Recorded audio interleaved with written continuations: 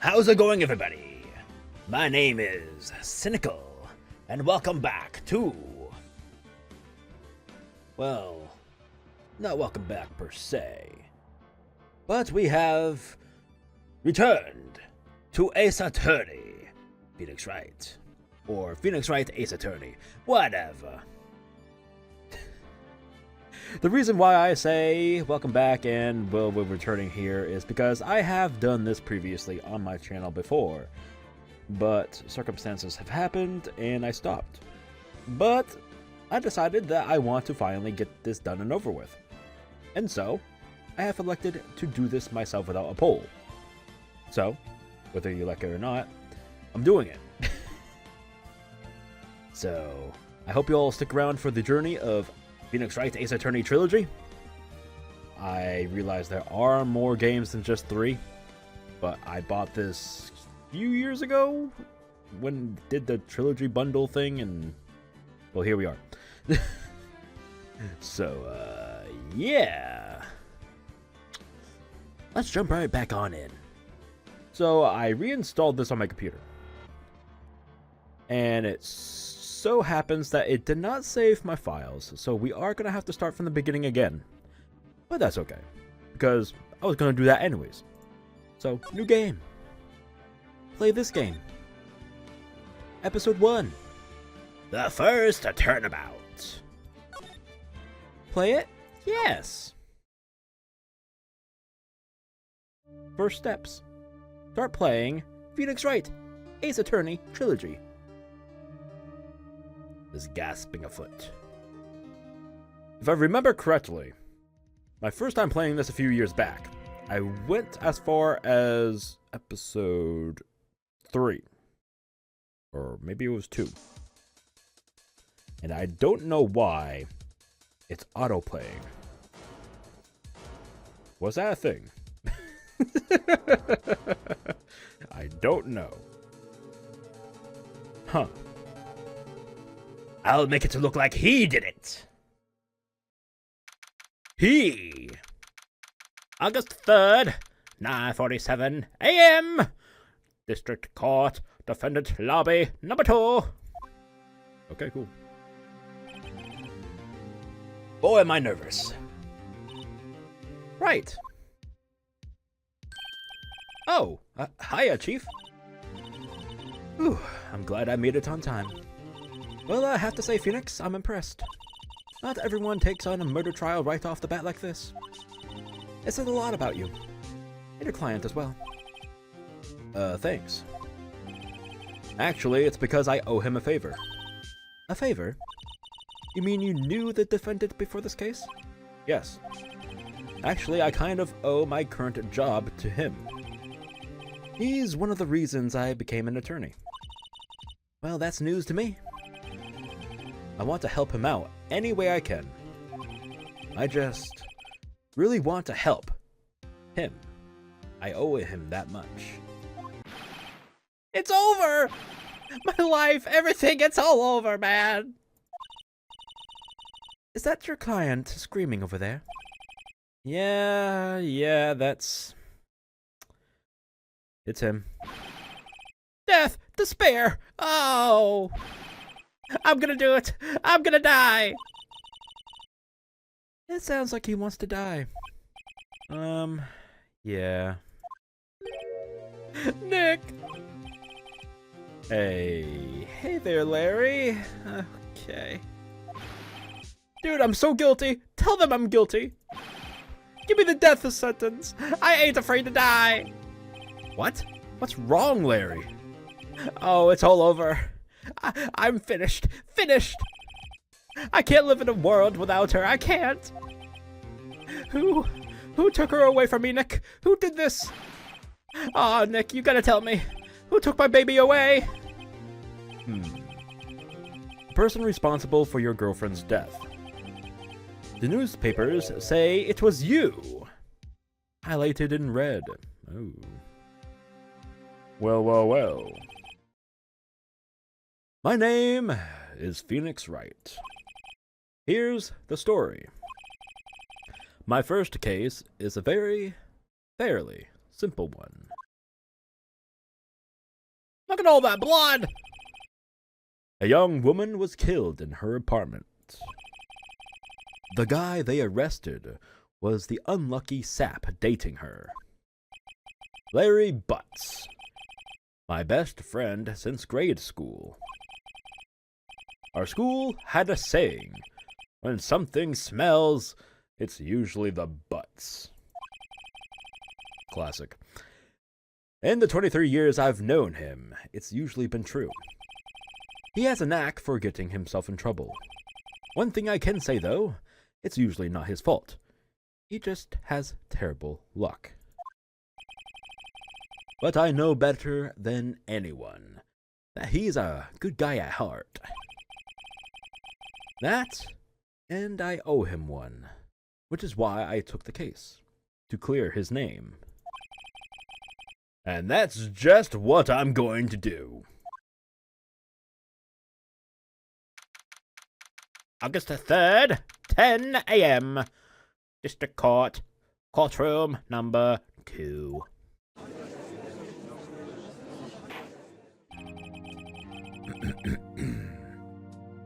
Court is now in session for the trial of Mr. Larry Butts. The prosecution is ready, Your Honor. The defense is ready, Your Honor. Mr. Wright, this is your first trial, is it not? Yes, Your Honor. I'm, a little nervous. Your conduct will, during this trial, will decide the fate of your client. Murder is a serious charge. For your client's sake, I hope you can control your nerves. Thank you, Your Honor. Mr. Wright, given the circumstances, I think we should have a test to ascertain your readiness. Yes, Your Honor. Handshaking, eyesight fading. This test will consist of a few simple questions. Answer them clearly and concisely, please. All right. Please state the name of the defendant in this case. The defendant, Larry Butts.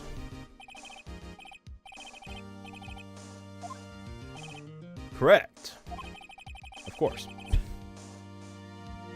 Just keep your wits about you and you'll do fine.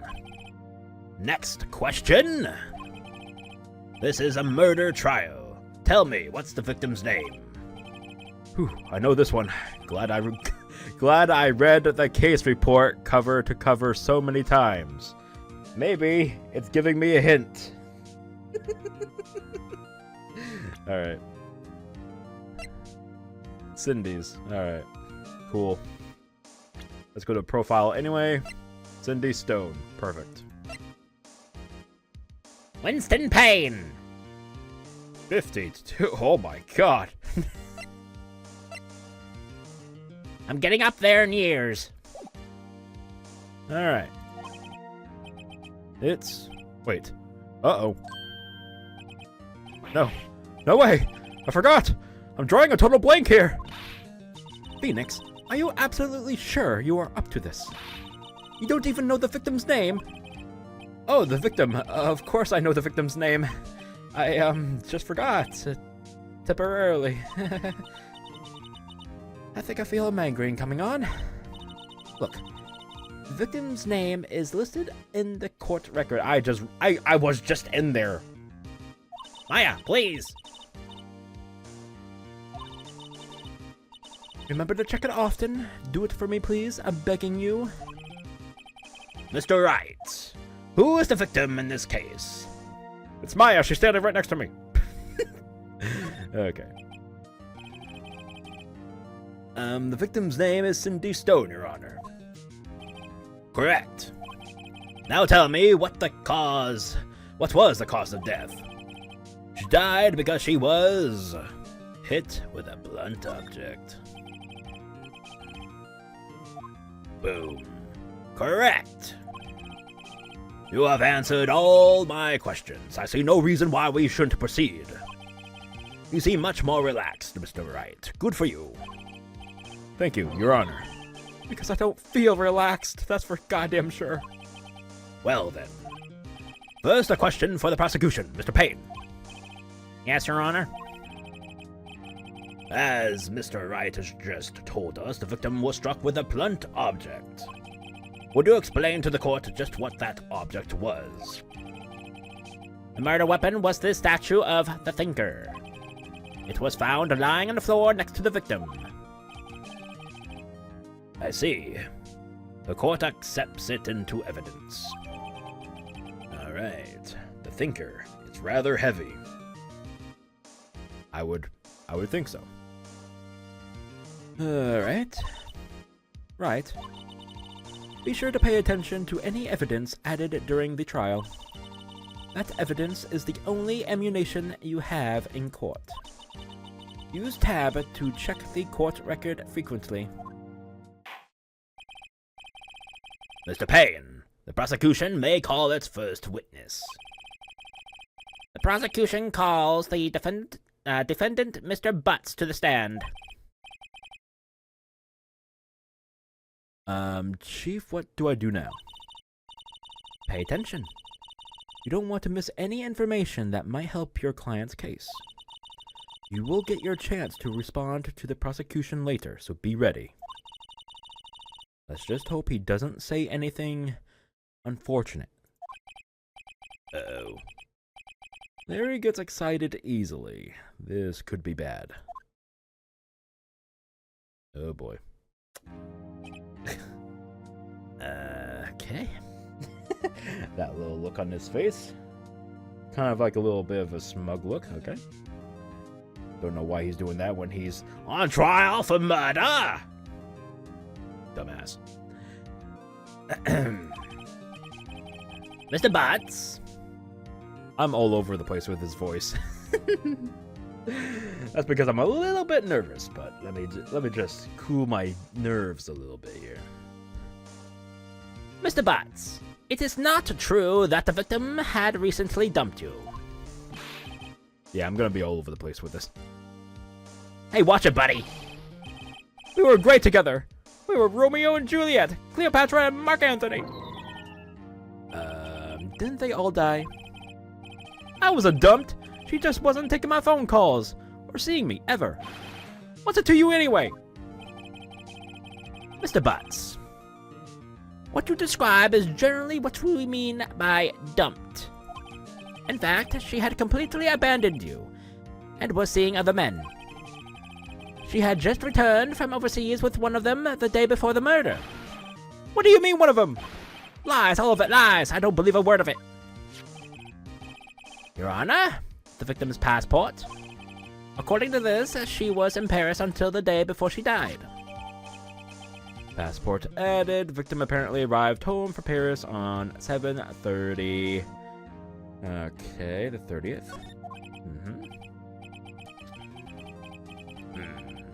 Indeed, she appears to have returned the day before the murder. Dude, no way! The victim was a model, but did not have a large income.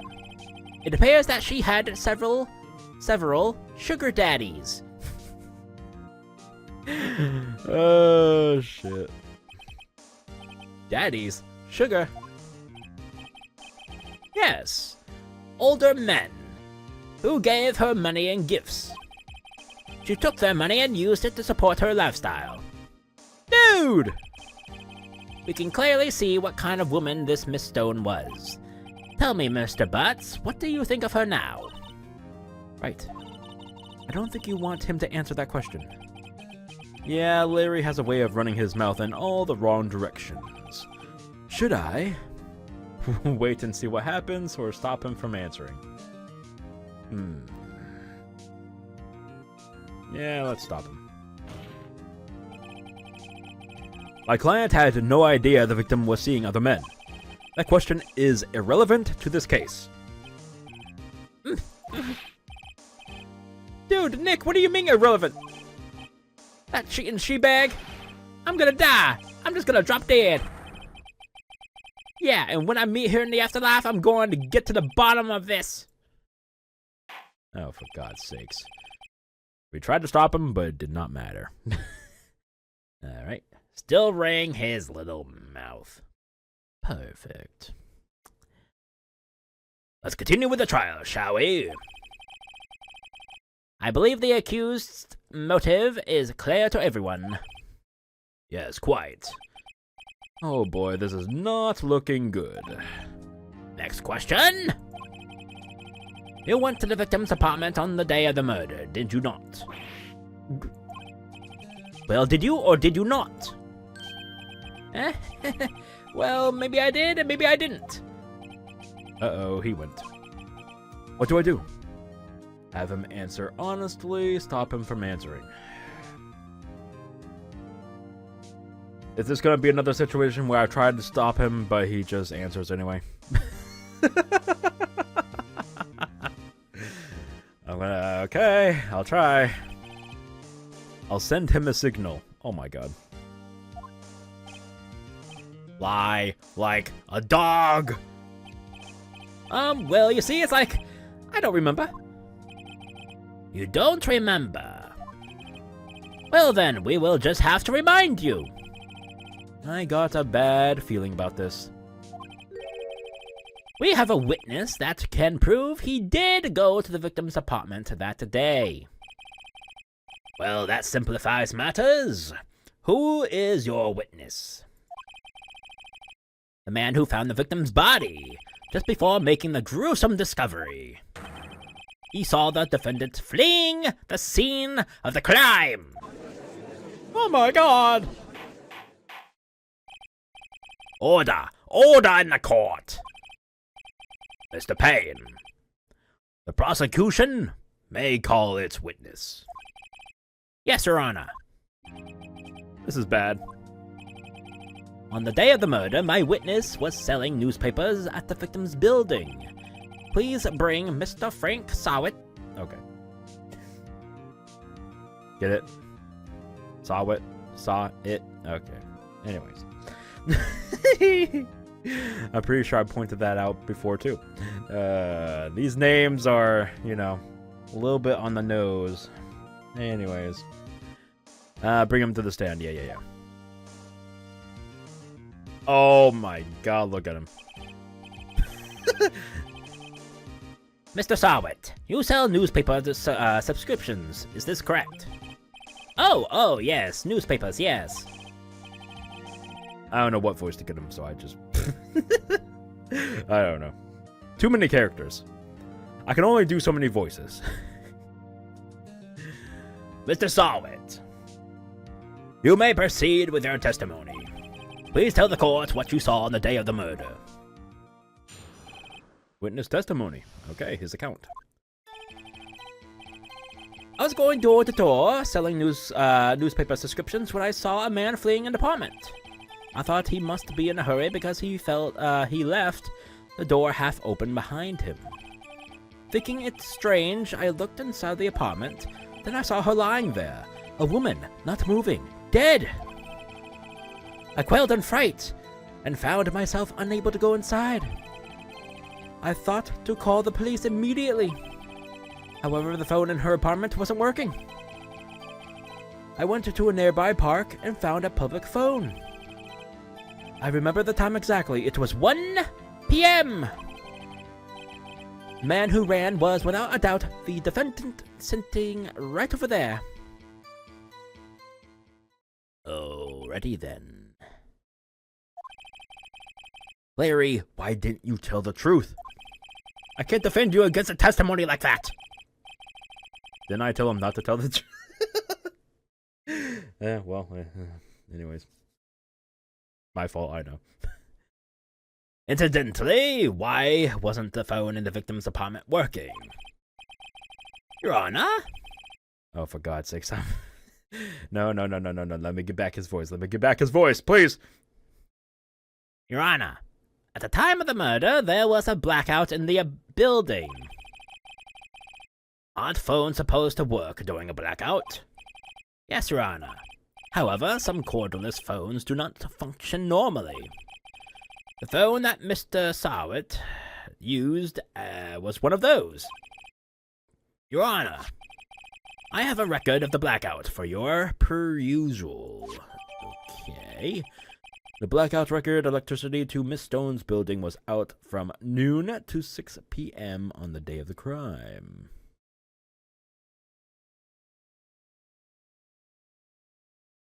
Okay.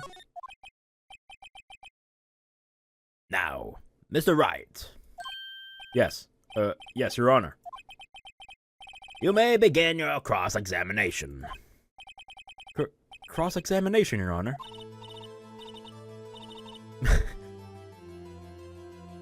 Alright, Wright. This is it. The real deal. What exactly am I supposed to do? Why, you exposed lies in the testimony the witness just gave. Lies? What? He was lying? Your client is innocent, right? Then that witness must have lied in his testimony. Or is your client really guilty? How do I prove he's not? You hold the key. It's in the evidence. Compare the witness's testimony to the evidence at hand. There's bound to be a contradiction in there. First, find contradictions between the court record and the witness's testimony. Then, once you've found the contradicting evidence, present it and rub it in the witness's face. Okay. Open the court record with tab, then point out contradictions in the testimony. Okay. Alright, let's do it. I noticed one thing, so we're good to go. I remember this one to do, I think. I was going door to door, something, yeah, we don't care. I thought he must be in a hurry because he left the door half open behind him. That's not it. Thinking it strange, I looked inside the apartment. Then I saw her lying there, a woman dead, not moving. I quelled in fright and found myself unable to go inside. Next one. I thought to call the police immediately. Maybe we do go back, actually. Hold on. Press. So you didn't touch anything in the apartment? Yes, I mean, no, nothing. Okay, what happened next? That's it! Alright. Press on that. You thought to call the police. Does that mean you didn't actually call them? Please listen to the rest of the testimony. You thought to call the police. What happened next? Whatever. However, the phone in her apartment wasn't working. I went to a nearby park and found a public phone. I remember the time exactly. It was 1 p.m. Alright. It's not gonna be that. It's gonna be...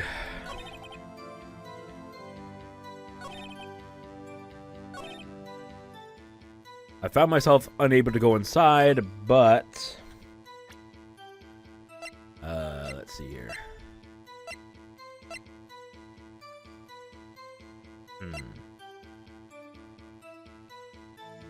Hold up. Oh, I don't have it yet. I need to... Oh, wait. Yeah. Okay. Hold up. So, from noon to 6, 4 to 5, time of death anyway. But, hold up. He says it right over here, right? Press. 1 p.m., are you certain? Yes, absolutely. He seems really confident. 1 p.m.? Right. Doesn't that seem strange to you? Present some evidence to contradict him. Yep, I got it. Alright. So, we got this. Bring this over. Nope, not. There we go. And press E to present. There we go. You found the body at 1 p.m. You are sure? Yes. It was 1 p.m. for certain. Frankly, I find that hard to believe. Your statement directly contradicts the autopsy report. The autopsy notes the time of death at some time after 4 p.m. There was no body to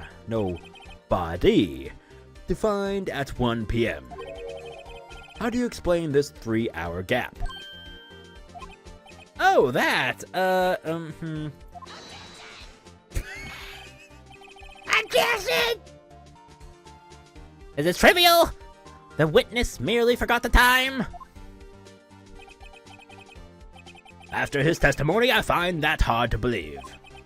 Mr. Salt, why were you so certain that you found the body at 1 p.m.? Gee, that's a really good question. Great job, Wright. Way to put him on the spot. That's all you have to do. Point out contradictions. Lies always beget more lies. See through one, and their whole story falls apart. Yeah, the thing I was trying to do earlier, that was a little bit too soon. Maybe we do that next. Let's find out. Wait, I remember now. Would you care to give your testimony again? Second chance. The time of discovery. Okay. You see, when I found the body, I heard the time. There was a voice saying the time. It was probably coming from the television. Well, okay, I found another one. Okay, well. Oh, but it was 3 hours off, wasn't it? I guess the victim must have been watching a video of a taped program. That's why I thought it was 1 p.m. Terribly sorry about the misunderstanding. Right, well, unfortunately for you, I found another contradiction. I see. You heard a voice saying the time on the taped program. Mr. Wright, you may cross-examine the witness. I know, I got this, thank you. Goddamn tutorials. You see, when I found the body, I heard the time. There was a voice saying the time was probably coming from the television. Let's press it first. Are you sure it was the television or not a radio? Well, no, I guess it might have been a radio. Incidentally, there was no radio on the premises. There was only one large television. I realized I changed the voice again. Fuck it. I guess I can only do 2 voices. Mine and this. I can't put my finger on it, but something about this seems fishy. Something about hearing the television. Yeah, okay, thanks for the hint. He heard the time. Yeah. Alright. So we just need to go here to where he says he heard the time, but guess what? I have information saying that there was a blackout. Hold it right there. The prosecution has said there was a blackout at the time of the discovery. And this record proves it.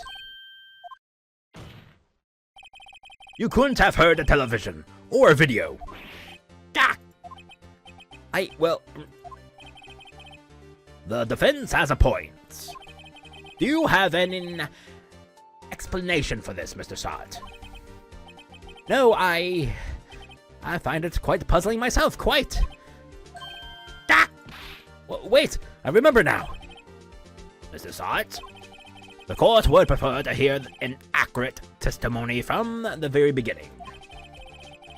These constant corrections are harming your credibility. That and you seem rather distraught. But my apologies, Your Honor. It must have been the shock of finding the body. Very well. Mr. Salt, let's hear your testimony once more, please. Hearing the time. Alright. Actually, I didn't hear the time. I saw it. There was a table clock in the apartment, wasn't there? Yeah, the murder weapon. The killer used it to hit the victim. That must have been what I saw. You saw a clock. I guess that would explain it. The defense may cross-examine the witness. Gladly. Hearing the time. You saw it. Press. That strikes me as a very suspicious mistake. Yes, I can see how you'd be a little doubtful. I'm really sorry. I only just remembered that table clock. A table clock. There was a table clock in the apartment, wasn't there? A table clock? Was there a clock at the scene? This is the first I've heard of it. Yeah, the murder weapon. The killer used it to hit the victim. That must have been what I saw.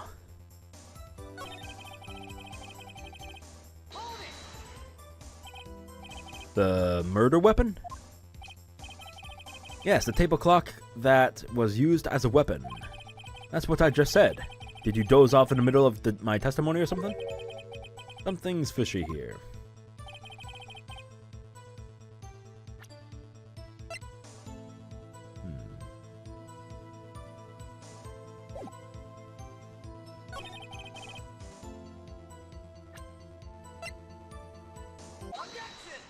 Do we do this here?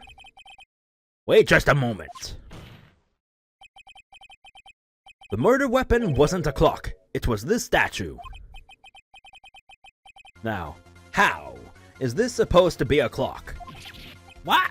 You with your objections and your evidence. Just who do you think you are? Just answer the question, Mr. Saw It. Hey, I saw it there, okay? That's a clock. Your Honor, if I may... Yes, Mr. Payne. As the witness stated, this statue is indeed a clock. The neck is a switch. You just tilt it, and it says the time out loud. As it doesn't look like a clock, I submitted it as a statue. My apologies. I see. So the murder weapon was a table clock after all. Well, Mr. Wright, it appears that the witness's testimony was correct. This is a clock. Do you have any problems with his testimony now? Yes.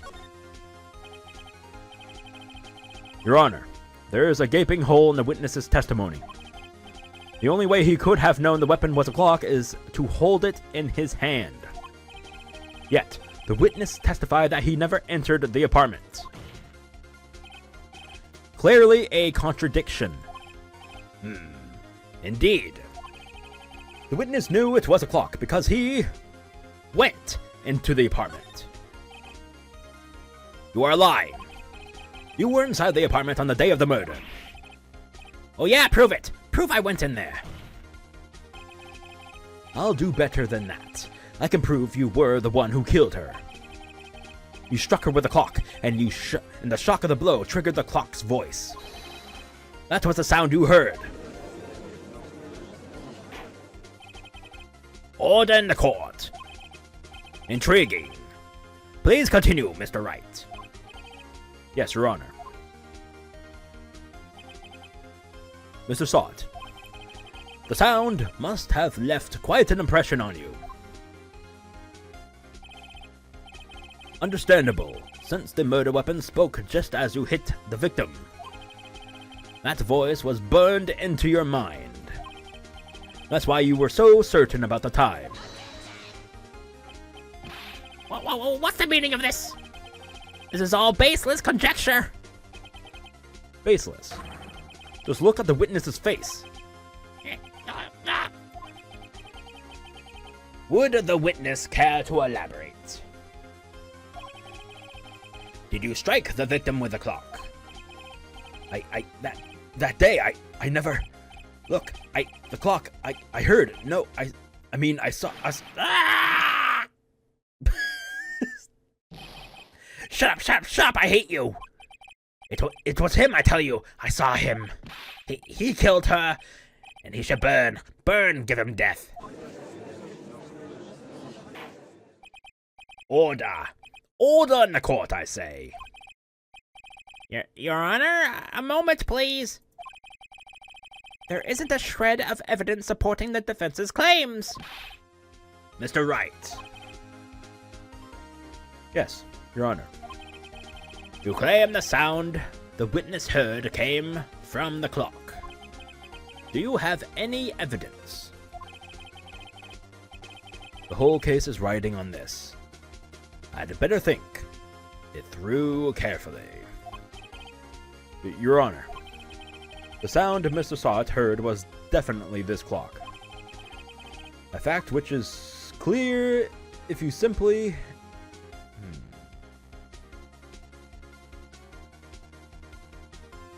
Examine the clock's batteries. Try sounding the clock. Let's sound the clock now, here in this court. Your Honor, may I have the clock? I ask the court to listen very carefully.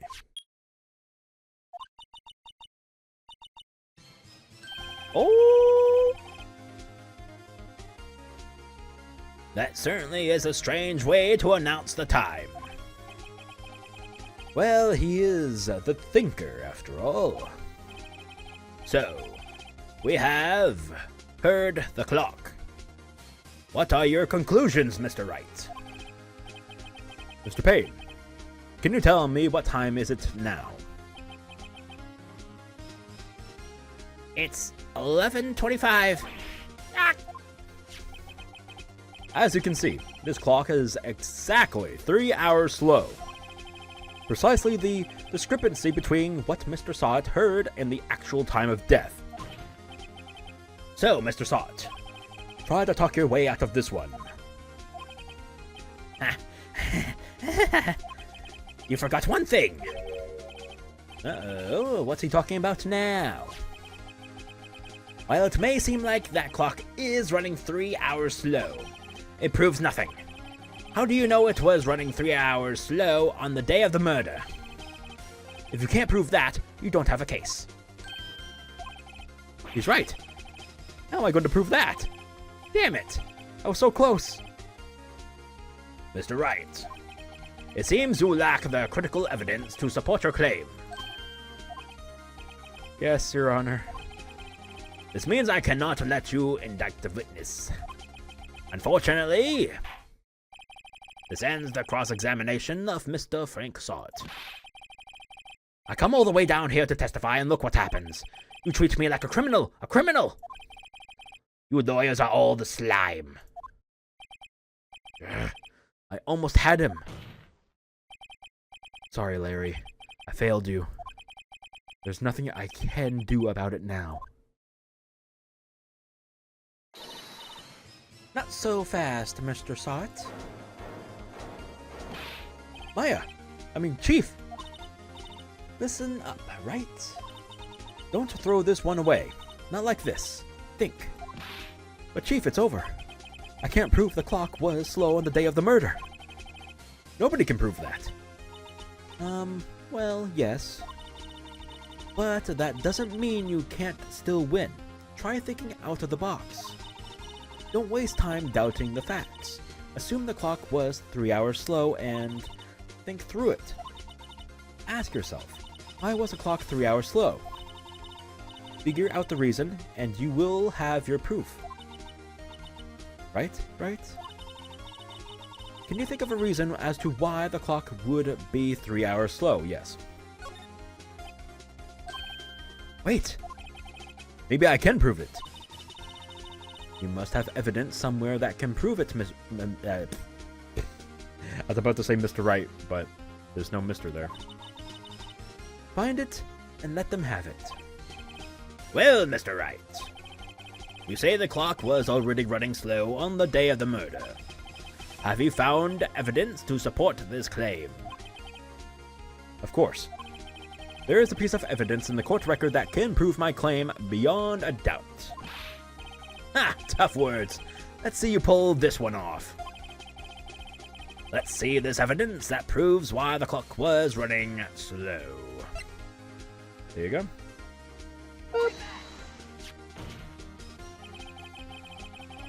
The victim had just returned home from abroad the day before the murder.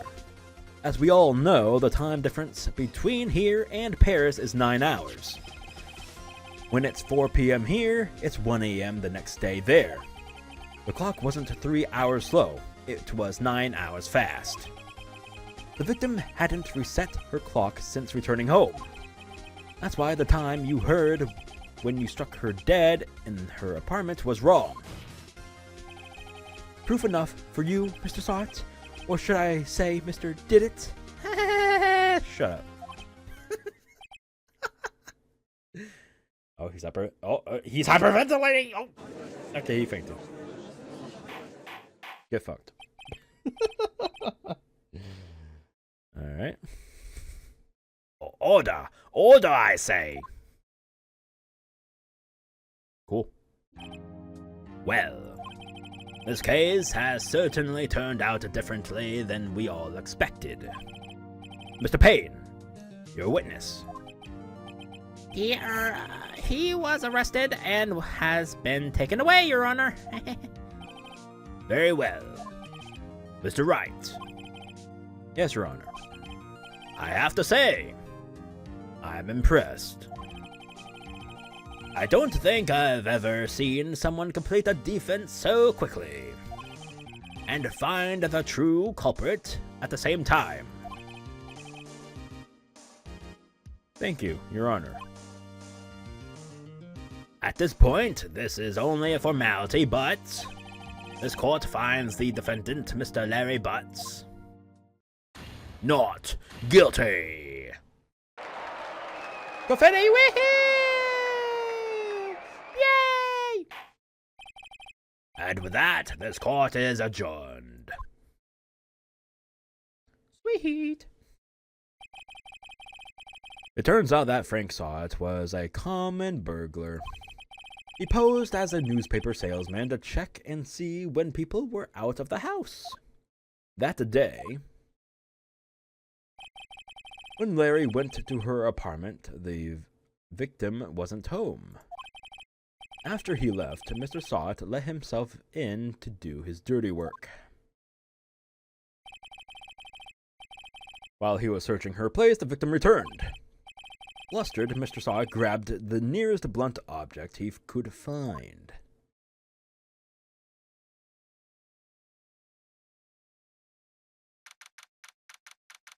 Alright, August 3rd at 2:32 p.m., District Court at different lobby number 2. Whew, I still can't believe we won. Right, good job in there. Congratulations. Thanks, Chief. I owe it all to you. Not at all, not at all. You fought your own battles in there. It's been a while since I've seen a trial end on such a satisfying note. I've never seen the Chief looking this happy. If she's this glad, imagine how Larry must feel. My life is over. Larry, you're supposed to be happy. What's wrong now? Oh, Nick. Don't worry about me. I'll be dead and gone soon. Good. Wait, no, I mean, bad. Larry, you're innocent. The case is closed. But my Cindy Whitney's gone, man. Gone forever. Larry, she was... Nah, never mind. Congratulations, Harry. Harry? It's Larry. Larry Butts. Yes, you. I can practically see the headlines now. Harry Butts, innocent. All for that one-line joke, huh? All for that one line. All right. Cool. Thanks. I really owe you one. I won't forget this ever. Let's celebrate. Dinner, movie, my treat. Oh no, I couldn't. Hey, I was the one who got you off the hook. Oh, hey. Here, take this. It's a present. A present? For me? Wait, wasn't this the evidence that... Actually, I made this clock for her. I made one for her and one for me. Really? You made this. Well, thank you. I'll keep this. I'll keep it as a memento. Oh shit! All of a sudden, serious. So serious. Yo, Nick. Can you believe it? I was so into that chick, and she was just playing me for a fool. Don't that make you want to cry? Larry, are you so sure? Excuse me, what? I think she thought quite a lot of you in her own way. Nah, you don't gotta sympathize with me. It's okay. Oh, I'm not just sympathizing, really. Isn't that right, Wright? Don't you have something to show your friend? Something that proves how she felt about him? Huh? Oh, yeah, right. What the heck is she talking about? Easy. This. She kept the statue, didn't she? Check this out, Larry. Proof positive you weren't just some chump to her. Huh? What about that clock? This is the clock that you made for her, Larry. And she took it with her when she traveled. Whatever. She probably just needed a clock, that's all. You think so? It's a pretty heavy clock to take traveling. True. Well, make it what of it you will. Hey, Nick. I'm glad I asked you to be my lawyer. Really, I am, thanks. Hope that made him feel a little better. Alright. Right. I hope you see the importance of evidence now. Also, hopefully, you realize things change depending on how you look at them. People, too. We never really know if our clients are guilty or innocent. All we can do is believe in them. And in order to believe in them, you have to believe in yourself. Right. Listen. Learn. Grow strong. Never let go of what you believe in. Never. Well, I think our work here is done. Shall we be off? Yeah, I guess so. Say, how about dinner? On me. We will drink a toast to innocent butts. Yeah. Oh, speaking of Harry. You were saying part of why you became a lawyer was because of him. Yeah, part at least. You will have to tell me more about it sometime. Maybe over drinks? It's a date, wink. Even though I know something's about to happen, but oh wells. And so my first trial came to a close. Larry slapped me on the back and said, "Gee, Nick, it's good to have friends." But I'm pretty sure he's not going to pay us, unless you count the clock he gave Maya. I didn't know it then, but that clock was soon going to be at the center of another incident. And my promise to tell the chief about me and Larry would be one promise that I wouldn't be able to keep. The end. Tutorial over. Now we go to the real stuff. Episode 2! A brand new episode has been added. Turnabout Sisters. Save your progress? Yes. Save. Cool. Well, that's gonna be it for now.